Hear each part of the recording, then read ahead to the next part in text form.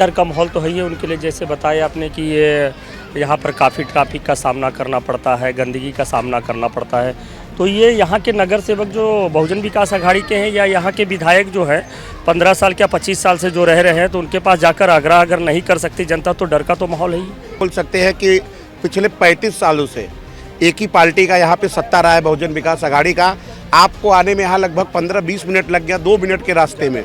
तो आप सोचिए कैसा विकास है। यहाँ रहने वाले लोग टोटल उत्तर भारतीय बेल्ट है। इसी जगह पे लोग रहते हैं। अगर कोई बीमार पड़ जाए तो एम्बुलेंस को मेन रोड पे पहुंचने में 15-20 मिनट लग जाएगा। इतना बोलना चाहता हूं कि मुस्लिम समाज में भी पढ़े लिखे लोग जो हैं वो सारी चीज़ों को समझते हैं। अगर इस तरीके से तो पूरे महाराष्ट्र में संख्या बढ़ रही, तो क्या महाराष्ट्र में सुविधाएं नहीं बढ़ रही हैं?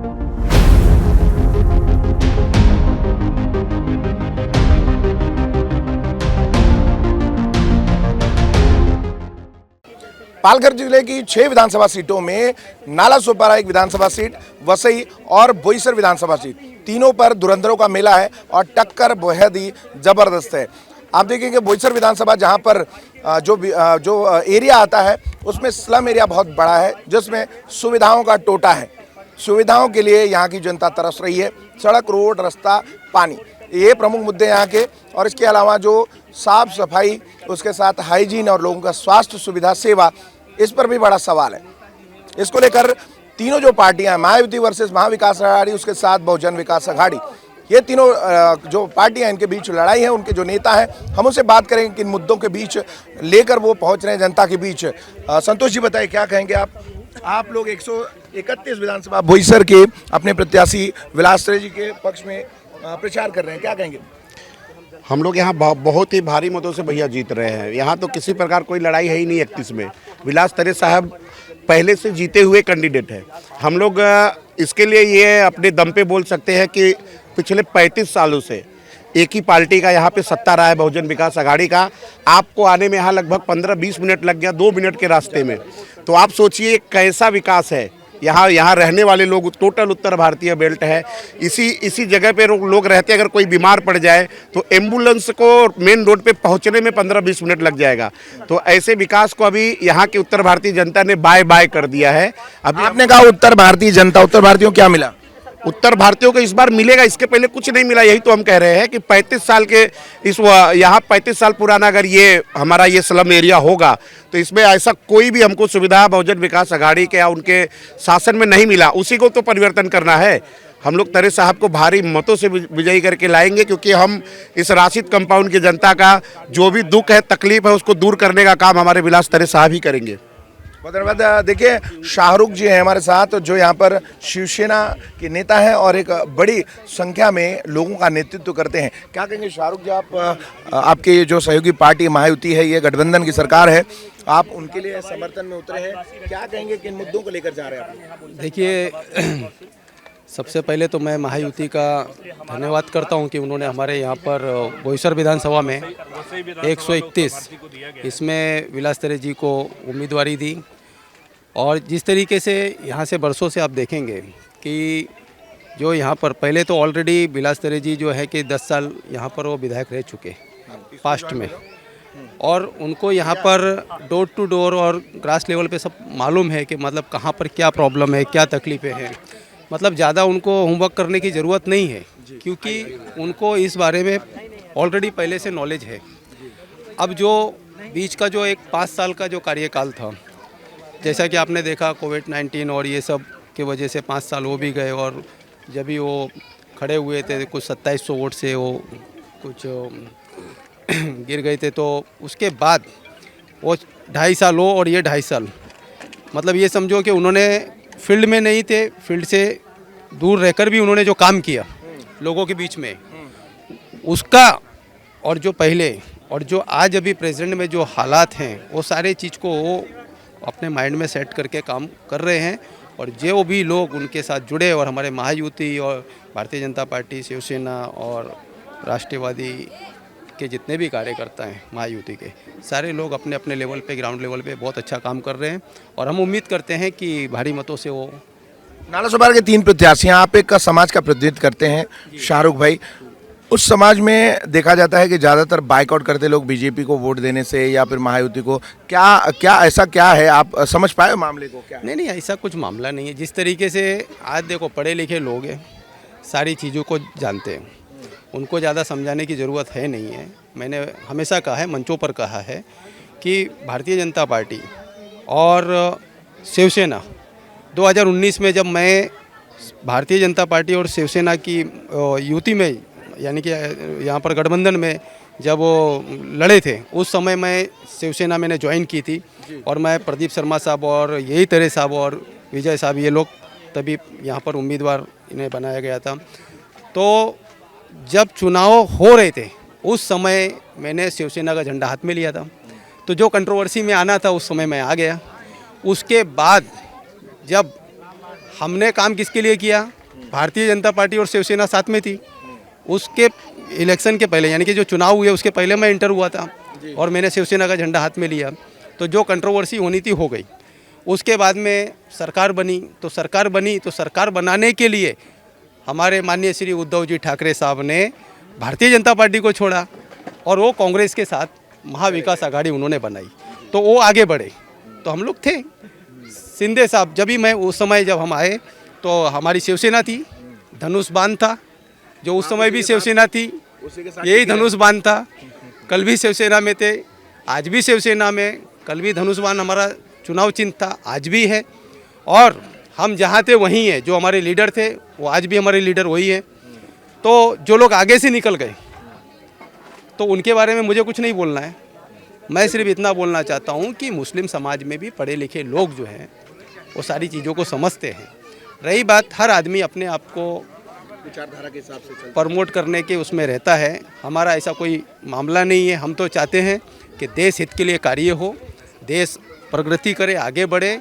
और महायुति ये हर धर्म हर मजहब के लोगों के लिए, हर प्रांत के लोगों के लिए काम करती है। इसमें कोई भेदभाव नहीं। जैसा कि अभी लाडली बहन योजना, तो ये थोड़ी ना हो रहा है कि भाई ये मुस्लिम है तो इसको नहीं देना है। हाँ, मेरे कार्यालय पे सैकड़ों फॉर्म भरे गए, जिसमें मतलब सैकड़ों महिलाएं जो है वो मुस्लिम समाज से, और वो पैसे उनको आ रहे हैं। अगर गरीब गुरबाओं की अगर मदद होती है तो भाई इसमें सरकार तो मतलब नज़रअंदाज नहीं कर रही ना। लेकिन अपने स्वार्थ के लिए, अपने मुफाद के लिए अगर जो लोग अगर इधर उधर की बातें करते तो वो ठीक है। वो अभी ये यहाँ पर जो परिणाम आएगा उससे पता चलेगा। एक और सवाल आखिरी आपसे, नालासोपारा की परिवेश जो बोईसर विधानसभा है, लेकिन एक बड़ा पट्टा आपका हाईवे का से जुड़ा हुआ पट्टा स्लम एरिया जो है वो नालासोपारा विधानसभा में आता है, बोईसर विधानसभा में आता है। तो उसके विकास के लिए बात करेंगे। एक बहुत बड़ा एरिया और बहुत बड़ी पब्लिक है उसमें, जिनको धूप में तपना पड़ता है, बारिश में डूबना पड़ता है और गर्मी में पीड़ा सहनी पड़ती है। तीनों मौसम की मार लगती है, उनके लिए एक भी मौसम सही नहीं होता है। उनको कैसे निजात दिलाएंगे? बहुत बड़ी संख्या है आपके कार्यालय के आसपास, आगे पीछे बहुत सारे लोग हैं, ट्रैफिक में, रस्तों पे धूल उड़ती है पूरे दिन, इंडस्ट्रीज फैक्ट्रीज चल रही है। देखिए, आपको भी पता होगा, आप लोगों से मिलते हैं, जिस तरीके से हमारे वसई विरार की जनसंख्या यानी कि 22 से 25 लाख के आसपास जो मतलब ये पब्लिक जो पॉपुलेशन है यहाँ पे जो बढ़ा है, लोग बाहर से आए और यहाँ पर जो डेवलपमेंट है, मैंने कहा यहाँ पर मैं आया तो 20 साल पहले जब हम लोग, और हमारे साथ में प्रदीप भाई भी हैं, तो हम लोग 20 साल पहले आते थे तो यहाँ पे कुछ था नहीं। लेकिन जो अब यहाँ पे जो लोग बढ़े हैं, इसके वजह से यहाँ के जो रोड, रास्ते, ये जो सारी चीज़ें हैं, समय के साथ में जो डेवलपमेंट होना चाहिए था वो नहीं हो पाया है। इस चीज़ का हम लोगों को भी दुख है कि आज जिस तरीके से अगर नालासोपारा से आप निकलते हैं तो नालासोपारा से अगर आपको हाईवे आना है तो नालासोपारा ब्रिज, उसके नीचे, उसके आगे सिग्नल, उसके आगे आप आ जाओ तो वो 5 रुपये वड़ा पाव, फिर आगे चढ़ान पे ले लो आप, फिर उसके बाद में संतोष भवन ले लो, संतोष भवन से उतरे तो गौराईपाड़ा नाका ले लो, फिर अभी एक कोई पेट्रोल पंप आ गया है गैस का धानू बाग का, तो उनकी लाइन उधर बिलाल पाड़े तक रहती है। तो अब सिंगल लाइन सेव करना है। इस पर भी मैंने पत्र व्यवहार किया है कि मतलब यहाँ पर जो ट्रैफिक, तो उसके आगे आप बढ़ते धानू बाग नाका आ गया, उसके आगे आपका तालाब आ गया, फिर इस तरीके से बाद में शानबाग के सामने जो शांतिनगर से एक रोड आता है, मतलब आप अगर 5-5 मिनट भी काउंट करेंगे और ऐसे में मतलब जो है समझ लीजिए कि कल खुदा ना खास्ता कभी किसी को इमरजेंसी मुंबई जाना है, एम्बुलेंस लेके जाना है, तो ये सारी तकलीफ़ें जो है सब नज़रों के सामने, इसके लिए ऑलरेडी हम लोगों ने पत्र व्यवहार किया है और हम चाहते हैं कि ट्रैफिक फ्री मतलब जितना हो सकता है तो उतना कंट्रोल करना चाहिए। मुझे अकेले को नहीं है। जो चीज़ है कि जैसा अभी आप अगर समझो एक टावर बनाते हो तो 11 माले का है तो आप उस हिसाब से नीचे पार्किंग और सारी चीज़ों का आप वो करते हो, आपका वो रहता है। लेकिन यहाँ मालूम है कि मतलब लोग आ रहे, इमारत तो बन गई लेकिन इमारत बनने के बाद नीचे कोई चीज़ है नहीं, तो वो चीज़ें सोचनी चाहिए। अब जिस तरीके से धानु बाग के अंदर जो गैस का ये डाला है तो उसके लिए ठीक है, अपना कोई विरोध नहीं है। गरीब गुरबा है जो ऑटो रिक्शा चलाते हैं, हम उनके खिलाफ में नहीं, उनको सुविधा हो गई अच्छी बात है। लेकिन उसको कहीं ना पार्किंग का कुछ ऐसा होना चाहिए कि कहीं ना कहीं उनको एक पॉइंट देना चाहिए, भाई यहाँ से यहाँ आइए, मतलब उनके वजह से दूसरों को तकलीफ ना हो। सही बात है, ट्रैफिक जाम में। लेकिन आज उनका अगर अच्छा देखने जा रहे हैं तो कम से कम नहीं तो उस वजह से आधा घंटा जो लोग ट्रैफिक में रहते हैं तो उनका डीजल, पेट्रोल, गैस, आखिर वो भी तो नुकसान ही है ना। और टाइम, खास करके उनका जो टाइम है वो टाइम जो है एक बार चला जाता रिटर्न नहीं आता। तो ये सब चीज़ें हैं। तो आने वाले टाइम में हम चाहते हैं जब यहाँ पे बदलाव होगा तो ज़रूर इन सब चीज़ों पर फोकस किया जाएगा। क्या उम्मीद करते हैं जनता बदलाव को स्वीकार करेगी? ज़रूर पूरा मन बना लिया है। कॉन्फिडेंस कितने से बढ़ रहे हैं आप? मैं आपको 99.9% बोलता हूँ। एक पॉइंट जो है वो हमारी मेहनत, हम सब की मेहनत रंग लाएगी। बहुत बहुत धन्यवाद। संजू श्रीवास्तव जी हमारे साथ हैं। 2020 के लॉकडाउन और उसके साथ चर्चा में आए थे। इनकी एम्बुलेंस की गाड़ियां और खाने की जो पोटलियां थी वो घूम रही थी शहर में। संजू जी, बहुजन विकास अघाड़ी के जो मुखिया हैं वो कह रहे हैं कि यहाँ पे विश्व की सबसे बड़ी तेजी से बढ़ने वाली जो सिटी है वो है वसई विरार। यहाँ रोज गाड़ियों से भर के आते हैं, इसलिए सुविधाएं कमजोर पड़ जा रही हैं। सुविधाएं कमजोर नहीं पड़ी, सुविधाओं जो यहाँ के लीडर हैं, जो यहाँ के की प्रशासन है उसको करनी चाहिए। अगर इस तरीके से तो पूरे महाराष्ट्र में संख्या बढ़ रही है, तो क्या महाराष्ट्र में सुविधाएं नहीं बढ़ रही हैं? तो इसको बहानेबाजी समझा जाए? बहानेबाजी। 131 बोईसर विधानसभा की क्या हालत है, आप किस नजरिए से चल रहे हैं? क्या 131 विधानसभा में विलास तरे साहब प्रचंड बहुमत से विजयी हो रहे हैं। 3 बड़ी पार्टियां हैं, आपका कॉन्फिडेंस किस लेवल का है? 3 बड़ी पार्टियां हैं, छोटी नहीं है। महायुति और महाविकास अघाड़ी, साथ में बहुजन विकास अघाड़ी, जिनको सालों से लोग सत्ता देते आ रहे हैं। सर, यहाँ पे शिवसेना, धनुष बाण भाजपा युति प्रचंड बहुमत से जीत रही है, जिसकी हम लोगों ने झलक लोकसभा में दिखा चुके हैं। और पूरे हाईवे से लेकर के संतोष भवन तक पूरे बोईसर विधानसभा में हमने लीड किया हुआ है और इस बार भी लीड करके दिखाएंगे, उससे ज़्यादा लीड करके दिखाएंगे। बहुजन विकास अघाड़ी को 15 साल तक लोग वोट दे रहे हैं। कुछ लोग कहते हैं कि बहुत डर का माहौल है। डर का माहौल तो है ही उनके लिए, जैसे बताया आपने कि ये यहाँ पर काफ़ी ट्रैफिक का सामना करना पड़ता है, गंदगी का सामना करना पड़ता है। तो ये यहाँ के नगर सेवक जो बहुजन विकास अघाड़ी के हैं या यहाँ के विधायक जो है 15 साल या 25 साल से जो रह रहे हैं, तो उनके पास जाकर आग्रह अगर नहीं कर सकती जनता, तो डर का तो माहौल है ही। जनता आखिर डरे हुए भी न जाकर के गुहार नहीं लगा पाते, यहाँ के नगर सेवक से नहीं लगा पाते, यहाँ के विधायक से नहीं लगा पाते, इसलिए जनता तो डरी हुई है। ये जिस क्षेत्र में आप हम खड़े हैं, इस क्षेत्र में ज़्यादातर ये कह लीजिए 99.99% वो वर्ग है जो मेहनत कश वर्ग है, जिन्हें सामान्य भाषा में लोग कहते हैं कि गरीब लोग रहते हैं। तो क्या ये गरीब लोग हैं? हाँ, गरीब तो है, क्योंकि आज जहाँ पर आप खड़े हैं आप खुद देख रहे हैं, इसके नीचे जो आपके पैर के नीचे इधर डामर नहीं मिल रहा है, मट्टी लगी हुई है, मट्टी है, रोड है, कंकड़ है, रोड भी नहीं अच्छे से बने हुए। तो ऐसे अगर जिनके पास पैसा रहेगा तो ये स्लम में क्यों? गरीब होने का मतलब उपेक्षा का शिकार होना, कोई रोड रास्ता नहीं, कोई सड़क पानी नहीं, बिजली नहीं। यही तो गरीबी का कारण है ना। अगर इनको मूलभूत सुविधाएं अगर मिल जाए तो फिर यहाँ पे भी बिल्डिंग से कम नहीं।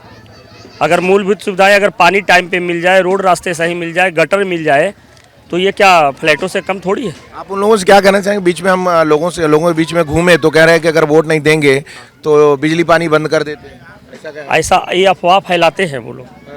और यही गुंडागर्दी का, यही जो बताए आपने ना, यही गुंडागर्दी और यही पब्लिक में डर का माहौल बनाते हैं वो लोग कि आप अगर वोट नहीं दोगे तो आपको लाइट कटौती कर दी जाएगी, पानी कनेक्शन कट कर दिया जाएगा, आपके सामने रोड नहीं बनवाया जाएगा।